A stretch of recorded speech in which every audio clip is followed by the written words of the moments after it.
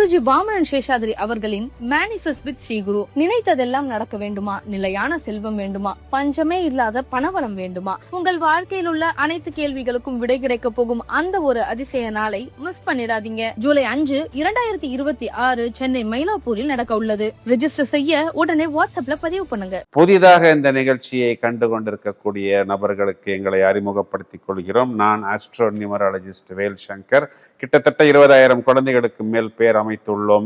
ஏராளமான காணொளிகளை இதற்கு முன்பு வலைத்தளங்களில் கொடுத்துள்ளோம்.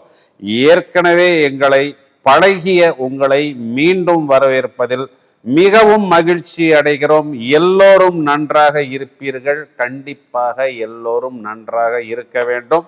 சுவாரஸ்யமான ஜூலை மாதம் ஜோதிட ரீதியாக ஒவ்வொரு ராசிக்கும் என்ன சொல்ல போகிறது என்பதை இப்பொழுது பிரித்து மேய்வதற்கு தயாராக இருக்கிறோம். விருச்சிக ராசிக்கு பலன் சொல்றதுக்கு தான் ரொம்ப நேரமாக காத்துக்கிட்டு இருக்கிறேன். ஏன் அப்படின்னா, அதிகமாக பாதிக்கப்பட்டதில் நாங்கள் தான் முதலிடத்தில் இருக்கிறோம் அப்படின்னு சொல்லக்கூடியது இந்த விருச்சிக ராசிக்காரர்கள் தான். இதற்கு காரணம், இதற்கு முன்பு 4ஆம் இடத்தில் சாட்டான் அர்த்தாஷ்டம சனி என்ற அமைப்பில் வருகிறது. சனி பயிற்சி ஆனதுக்கு அப்புறம் குரு இவர்களுக்கு 8ஆம் இடத்தில் அஷ்டம குருவாக மறைந்து விட்டார்.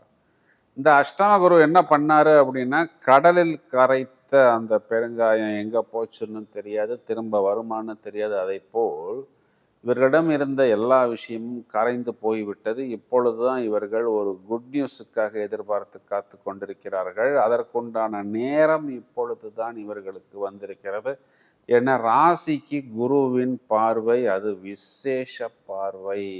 அந்த பொன்னிற பார்வை, அதுவும் இங்கு தனாதிபதி பூர்வ புண்ணியாதிபதி ஒரே கல்லில் டபுள் மேங்கோன்னு சொல்ற மாதிரி அவர் ராசியையும் பார்க்கிறார். பஞ்சமஸ்தானத்தில் இருக்கக்கூடிய சாட்டானையும் பார்க்கிறார். சனி பகவானையும் குரு பார்க்கிறார்.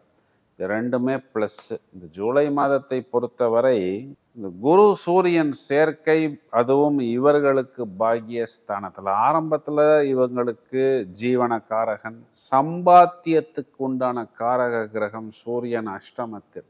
இப்போ கை கெட்டுச்சு பிரதர், ஆனால் வாய் கெட்டல பிரதர் அப்படின்னு சொல்வது மாதிரி சில விஷயங்கள் இருக்கும்.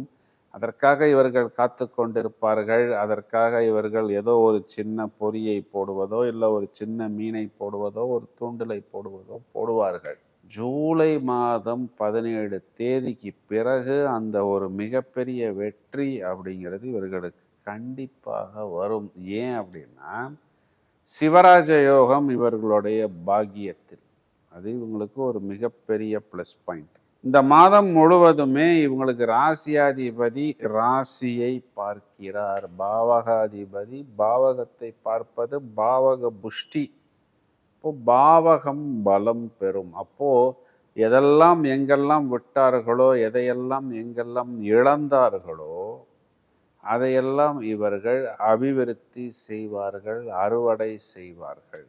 லாபாதிபதி நமக்கு புதன் சொந்த வீட்டில் ஆட்சியாகிறது. புதன் வக்ரம், அது இயல்புக்கு மாறிய நிலை.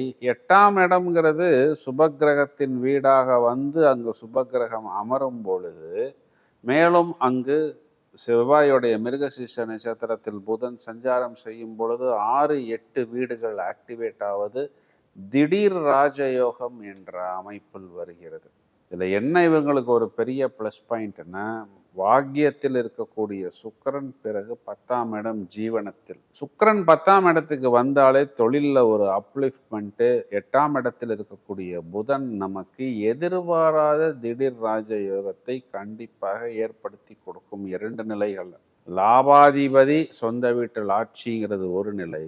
நமக்கு கெட்ட கிரகம் அப்படிங்கிற அமைப்பில் வரக்கூடிய புதன் இங்கு கெட்டவன் கெட்டிடில் அப்படிங்கிற அமைப்பில் வந்து விடுகிறது. அப்போ 2 நிலைகள்லையுமே நமக்கு இது ப்ளஸ் பாயிண்ட் தான். மெயினாக இந்த 10ஆம் இடத்தில் சுக்கிரன் குறிகாட்டக்கூடிய தொழில், இந்த ஜுவல்லரி, உணவு விடுதி, boarding, lodging, construction, luxury construction, yoga, interior decoration, painting, sweets, ice cream, milk products, இந்த மாதிரியான இனிப்பு ப்ராடக்ட்ஸ், இதையெல்லாம் செய்யக்கூடிய நபர்கள், எக்ஸ்ப்ளோர் செய்வார்கள். இதெல்லாம் நமக்கு ஒரு பிரமாதமான ப்ளஸ் பாயிண்ட்டு. 7ஆம் இடம்ங்கிறது நிவர்த்தி ஸ்தானம். ராசியாதிபதியே 6ஆம் அதிபதியே நிவர்த்திக்குள் போகிறார். அப்போ கடனாக இருக்கலாம், வம்பு வழக்காக இருக்கலாம், நோயாக இருக்கலாம், இதிலிருந்து எல்லாம் ஒரு நிவர்த்தி. அதுக்கு உங்களுடைய லைஃப் பார்ட்னர் சப்போர்ட் பண்ணுவார், உங்களுடைய அப்பா சப்போர்ட் பண்ணுவாங்க, அம்மா சப்போர்ட் பண்ணுவாங்க. அரசாங்கம் சம்பந்தப்பட்ட சப்போர்ட் உங்களுக்கு கண்டிப்பாக கிடைக்கும். அரசாங்கத்திலேருந்து ஒரு அப்ரூவல் கிடைக்கும். அந்த ஒரு அப்ரூவல் டாக்குமெண்ட்டை வைத்து நீங்கள் ஃபண்டு ரெடி பண்ணலாம். ரெடி பண்ணி பழைய பிரச்சனைகளை கிளியர் பண்ணலாம். நோய்க்கு நம்ம ஒரு தெளிவு கிடைக்கும், ஒரு தீர்வு கிடைக்கும், மருந்து என்னங்கிறது தெரிய வரும். நம்மளுடைய பிரச்சனைகளுக்கெல்லாம் நமக்கு ஒரு தெளிவும் தீர்வும் கண்டிப்பாக கிடைக்கும். எங்க நம்ம கவனமா இருக்கணும்? 2 விஷயம். நம்மளுடைய வாக்குஸ்தானம், குடும்பஸ்தானத்துக்கு சனி செவ்வாயின் பார்வை விடுகிறது. வார்த்தைகள் பரிமாற்றம் செய்யும் பொழுது அந்த வார்த்தைகள் முடிந்தவரை மற்றவர்களை காயப்படுத்தாமல் இருக்க வேண்டும். 4ஆம் இடம் சுகஸ்தானத்தில் ராகு, அந்த ராகுவிற்கு சுக்கிரனின் பார்வை. இப்போ என்ன ஆகும் அப்படின்னா, வீடு வாகனங்கள்ல ஏதாவது சின்ன சின்ன ரிப்பேர்கள் அப்படின்னு வரும் பொழுது தொடர்ச்சியிலேயே நாம் அதனை அட்டன் செய்து விட வேண்டும். இந்த 2 சின்ன ப்ளஸ் பாயிண்டை மட்டும் பார்த்து கொண்டால் போரும். நாமளே 7ஆம் இடத்துல போய் இருப்பதனால் நம்மளுடைய லைஃப் பார்ட்னர்கிட்ட நாம் அதிகமாக விட்டு கொடுத்து போவோம், இறங்கி போவோம். அந்த நேரத்தில் நம்மளுடைய பேரண்ட்ஸு, குறிப்பாக நம்மளுடைய மதர் நம்ம ஏதாவது சொல்வதற்கான ஒரு வாய்ப்பு இருக்குது. இல்லைன்னா நம்மளுடைய குழந்தைகள் நம்மளை ஏதாவது ஒன்று சொல்லுவாங்க. இந்த சனி செவ்வாய் பார்வையினால் ஏற்படுகிறது. புத்திரஸ்தானத்தில் இருக்கக்கூடிய சாட்டன் நம்மளுடைய மதரையும், ஸ்தானம் புத்திரஸ்தானம் அப்படிங்கிறதுனால அது குழந்தையையும் குறிகாட்டுகிறது. அப்போது நாம் அதிகமாக விட்டு கொடுத்து போய்விட்டோமோ அப்படின்னு யோசிக்க தோன்றும்.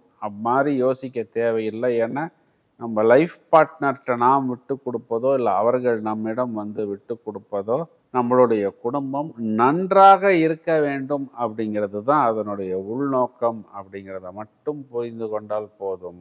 விருச்சிகராசி சகோதரிகள் எடுத்துக்கிட்டோம்னா, நீங்களே உங்களுடைய ஹஸ்பண்ட்கிட்ட நான் ஏற்கனவே சொன்னது போல் அதிகமாக விட்டு கொடுப்போம் சார், எப்பொழுதுமே நாங்கள் மட்டும்தான் சார் விட்டு கொடுத்து கொண்டிருக்கிறோம் என்று நீங்கள் சொல்வது எனக்கு புரிகிறது. இந்த மாதம் இந்த விஷயம் கொஞ்சம் கூடுதலாக காணப்படும். வயதில் மூத்த நபர்களுக்கு நிறைய பிரச்சனைகளுக்கு ஒரு தீர்வு, அரசாங்கம் சம்பந்தப்பட்ட விஷயங்கள் எல்லாம் ஒரு தெளிவு அப்படிங்கிறது ஏற்படும். குழந்தைகள் கல்வியில் நன்றாக தேர்ச்சி பெறுவார்கள். சனிக்கிழமைகளில் நரசிம்மர் வழிபாடு, சனிக்கிழமை வியாழக்கிழமைகளில் ஆஞ்சநேயர் வழிபாடு கைமேல் பலன் கொடுக்கும். இப்பொழுது நாம் இவ்வளவு நேரம் பார்த்த இந்த பலன்களுக்குண்டான கிரக நிலைகளை எடுத்துக்கொண்டால், ஜூலை மாதம் 5ஆம் தேதி இது நாள் வரை கடகராசியில் இருந்த சுக்கிரன் சிம்மராசியில் பிரவேசம் செய்ய இருக்கிறார். மேலும் ஜூலை மாதத்தில் 17ஆம் தேதி ஆடி மாதத்தின் தொடக்கத்தில் மிதுனராசி மண்டலத்திலிருந்து கடகராசி மண்டலத்துக்குள் சூரியன் பிரவேசம் செய்ய இருக்கிறார்.